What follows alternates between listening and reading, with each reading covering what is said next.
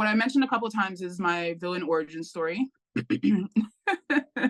I've only recently just started calling it that, but when I was going to Sunday school while my cousin went to church, one day we were learning about Jesus's miracles, and I asked the teacher when we were going to start water walking classes, and she was like, that's blasphemous. Like, I got uh totally like disciplined and more or less asked like not to come back. And it really hurt my feelings because I think undergirding, at 5 or 6, like what I understood about Jesus was that, he was basically like, anything I can do, you can do better.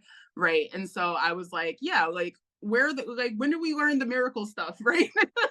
Like, when, like, because I wanted Sunday school to be practical in that way, but it wasn't about that. Right. And now looking back, it was more about indoctrination. Right. But yeah, that kind of dismissal definitely colored my relationship from the church. But then,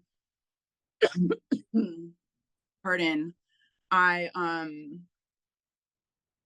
my brother and I had a babysitter who lived on the 21st floor of our building, and we would go to her in the morning sometimes, but we would always go to her after school.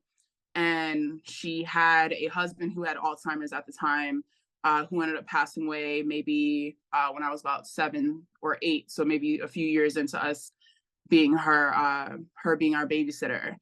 And then when I was around 10, she stopped being our babysitter because I was old enough and my brother was old enough, he was 13, that we could walk home alone and we could stay at home by ourselves after school. And so I would just go and check on her every once in a while because, again, older woman, now she was by herself without her husband. And I loved her. I love Mrs. Smith. I thought everything that my grandmother wasn't, she was. And of course, that has a lot to do with the amount of time we spent with her. And you don't really know that back then, but she was very much a refuge for me. So I went upstairs to check on her one day after school. And when I get off the elevator, it sounds like a party's coming from her apartment. And I didn't know Mrs. Smith to have parties. Like, the most noise that she would have in the apartment, she was in like 1010 Winds, like the news or radio station.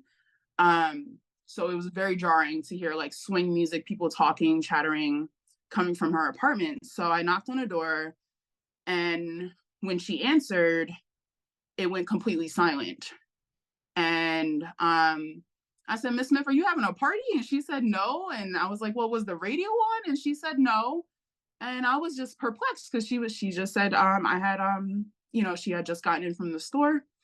And I was confusion. I didn't know what was going on. But I paid my visit, went back home. And then within the next, I want to say, week or so, her daughter called my grandmother to say that she had passed away. And then before, the daughter said before she passed away, she said that Mrs. Smith believed that I had heard her husband and her son coming back to get her. So yeah. So it changed my life. Yeah.